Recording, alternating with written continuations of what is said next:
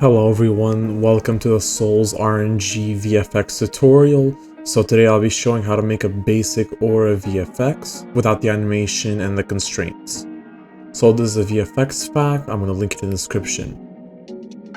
This is essentially the only pack that I use, so I would highly recommend using stuff from it.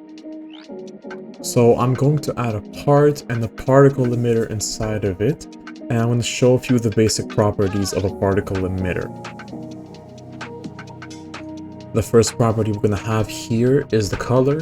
That's pretty self-explanatory. I'm going to pick a nice bluish color for this. Next, we're going to have the light emission. I recommend to keep it at 1 in order for the dark spots of the textures to be erased. Then we have the light influence, which is something I will not cover since it's a bit complicated. And this is the camera orientation. This is facing camera world up.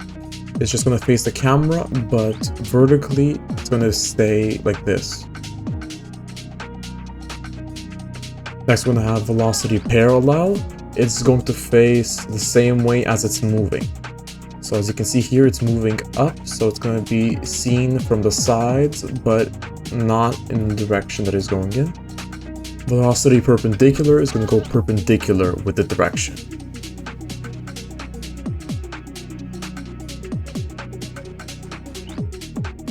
So this is the facing camera, which is going to face wherever you're looking at it from. Next we have the size. The size is pretty self-explanatory. We have the squash. This will stretch the texture in either a vertical or horizontal direction. Positive values are going to be vertical stretch, and negative are going to be horizontal stretch. Next up, we're going to have the transparency. It's just how visible. The next is the Z offset, which is just the layering of everything. If you put it to -1, it's going to go behind other particles that have 0. And if you put it as 1, it's going to go in front of particles that have 0. In this case here, I'm just going to try out a few Z offsets, see which one I like more, if I want it to be over the part or if I want it to be under. So 2 is going to go fully over the part. Every single sparkle is going to be visible over it. And I'm going to put it back to 0 so it's behind the part. Next, we're going to have the emission direction. It's pretty self-explanatory, just from which side of the part it's going to be emitting the particles from. So in this case, this is the bottom. I'm going to put it back to top. And next up, we have the lifetime, which is how long the particle is going to be visible for. In this case, this is a random value from 5 to 10, but I'll just change it to 2. So now all particles stop being visible after 2 seconds. Next up we have the rate, which is how many particles per second will be emitted. Just play around with the values a little bit. So 5 I think is okay for this. Next up we got the rotation property, which will just rotate the texture itself. I like to play around with the rotation values a lot because that's going to be the main thing that makes your texture look good or bad. In this case, I'm going to make it rotate a little slower. Actually, I think I'm going to make it rotate a little faster, so let's put it to 360. Next up, we're going to have the speed value, which is just how fast the particles are going to be moving in direction. So this is 1, it's going to be very slow. We can move it 2, slightly faster. Then we're going to have the spread angle, which is just in what directions the particles can be emitted. If we put 360, only one of the 360, it's going to be emitted in every direction around one axis. I'm just going to adjust the part so I can showcase this a little better. So I'm just going to scale it down to a 1x1 block so it's even on each side.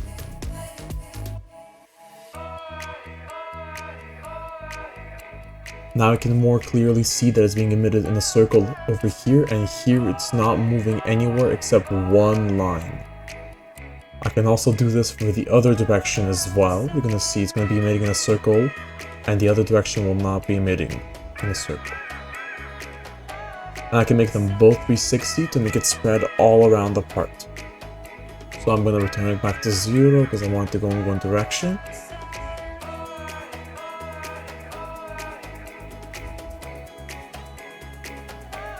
Next up, we have the emitter shape, which I can change to a cylinder to make it emit particles in a cylindrical shape.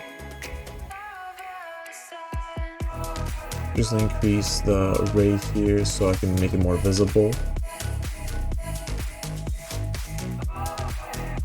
So you can see this makes a similar effect to what I showed earlier with the spread angle.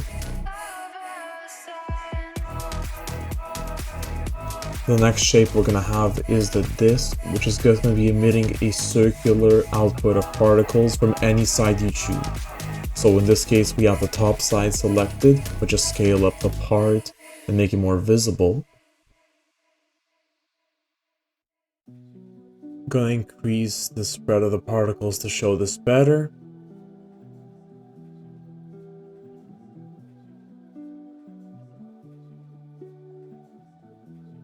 So I'm going to raise it up a lot so you can see the particles a lot more. And you can see here it's emitting a circular shape. I'm just going to return back to the original part we had.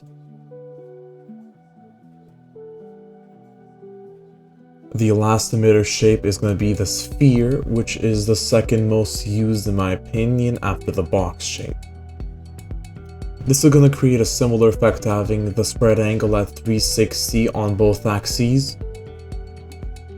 Normally I wouldn't mess with the shape in and out, so I wouldn't really cover that. I just leave it on outward as the default. Next up, we're going to have the shape style, which is either volume or surface. Volume will put the particles anywhere inside the invisible sphere, or surface, which will put them only on the surface of that invisible sphere. I like using surface a lot more. When using surface, I'd recommend to switch the orientation of the particles. In this case, we're going to put them to velocity perpendicular. In this case, you can see it's going to make a spherical outline. In this case, the emission is in the shape of a sphere, but it's not making the outline of a sphere. So to fix that, first we're going to scale up the part to the size of the sphere that you want.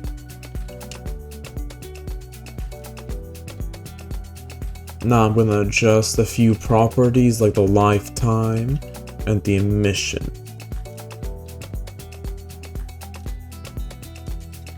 To make particles that don't move from where they're emitted, you're going to put the speed to 0.01, which will keep them almost still.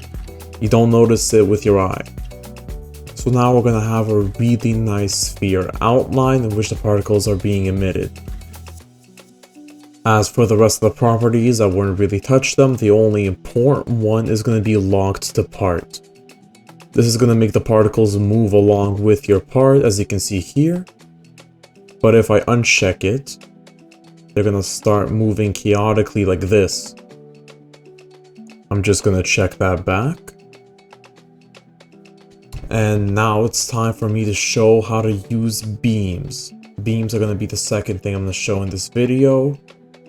So I'm going to make two small parts which will represent the start and the end of the beam.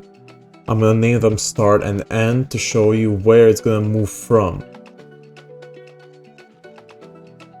So to actually create the beam, we're going to add two attachments, one inside of the start part and one inside of the end part. They don't necessarily have to be inside of two different parts, but for the purpose of this video, I'm going to show them inside of two. So the beam is going to share a lot of the same properties as the particle emitter. First of all, the color.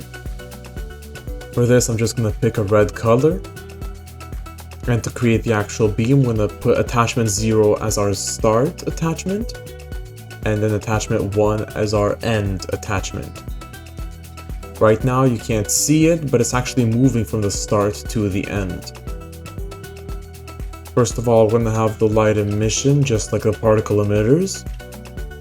To show this a little better, I'm going to pick out a texture for the beam so you can see it moving. So for this, I'm going to use the square grid pattern. And we're just going to come back to our part and paste it into the beam texture slot. Here you're going to see the texture is stretched because right now it's set to stretch. If I set it to wrap, it's going to keep the texture as the original. Next, we're going to have the transparency, same as always.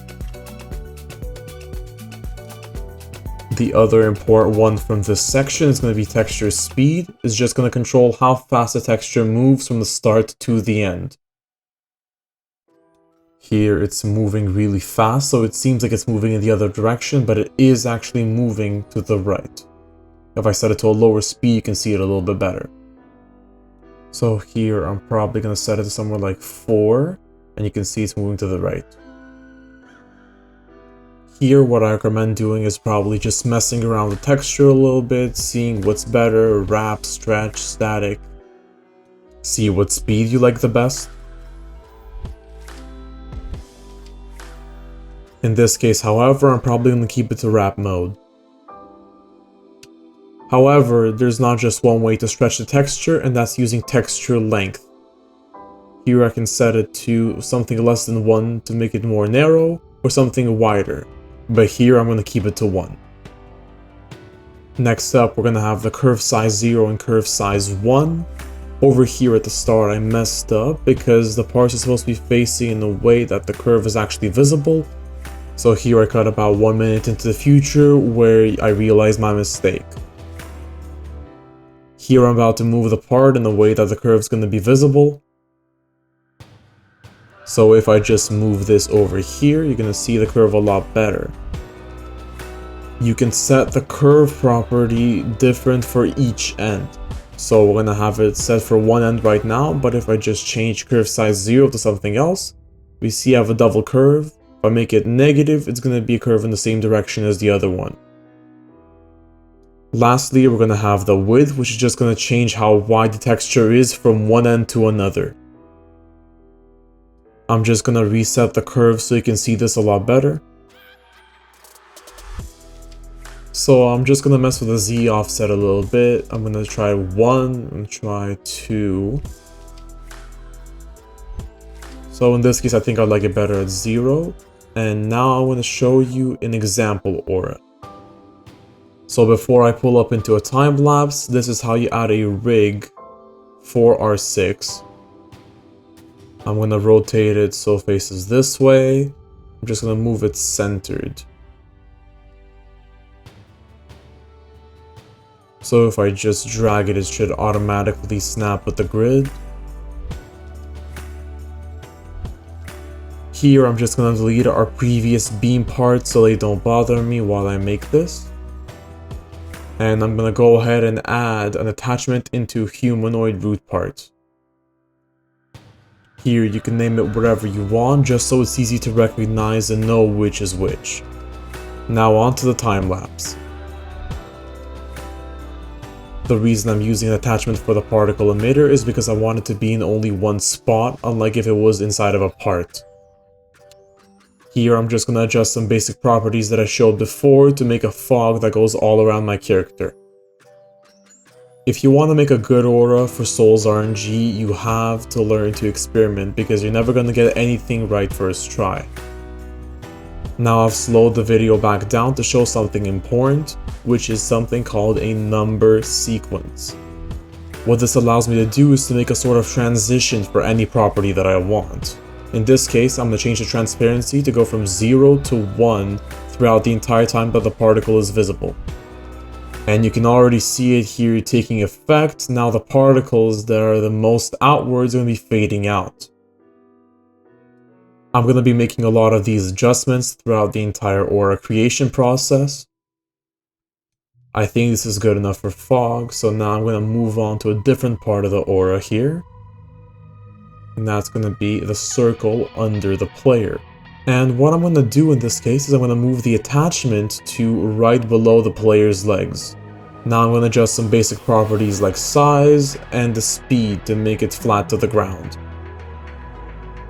Next I'm going to add a rotation speed to make all the particles rotate around in a circle. Here I'm just picking a texture for the circle. I like to use slash textures because they look better when you make them spin.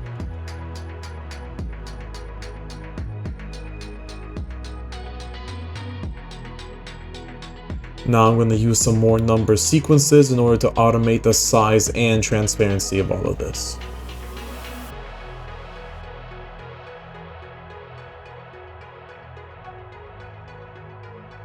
Another thing you can do with the rotation is you can make it random from one value to another. In this case, I'm going to make it random from -180 to 180.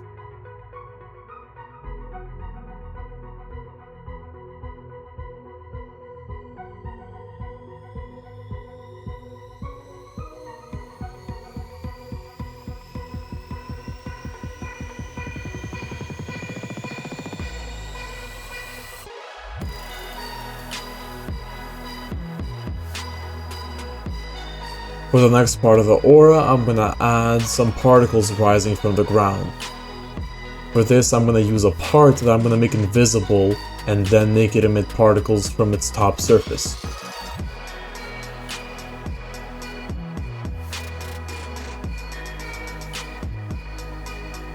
From here on, I'm mostly just repeating the exact same actions. The only thing that's different here is I'm also going to automate the squash because I want the particles to be longer the higher up they are, to simulate a kind of wind effect.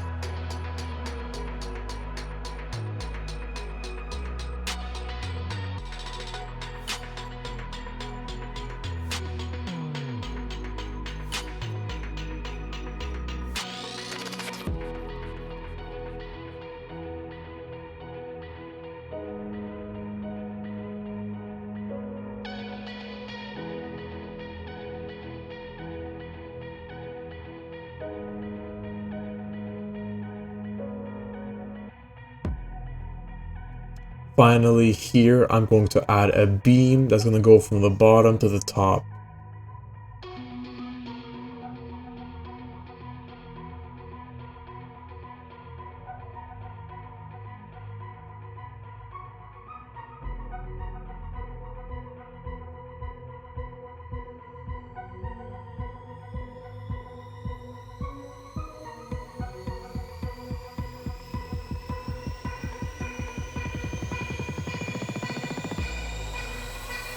Usually, towards the end of any aura creation, you're going to be adjusting a lot of the small details to make it look as perfect as possible.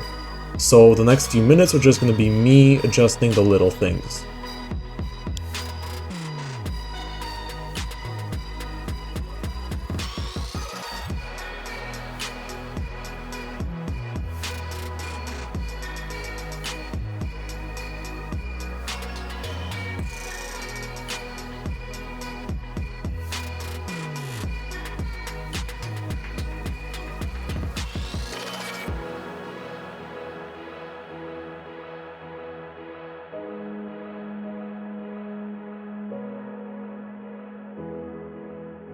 Here I decided to change the fog texture because I did not really like how it looked.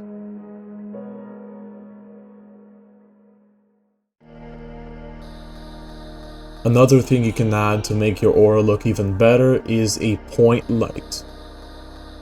This is going to give the aura some sort of light emission around every single particle. In this case, I can make it green with brightness 3. So you can see this makes a massive difference.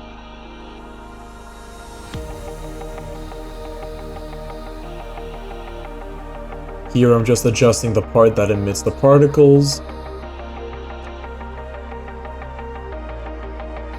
Thinking back to this now, I think I should have probably just used a disk emission instead of box emission to make this a lot simpler for me.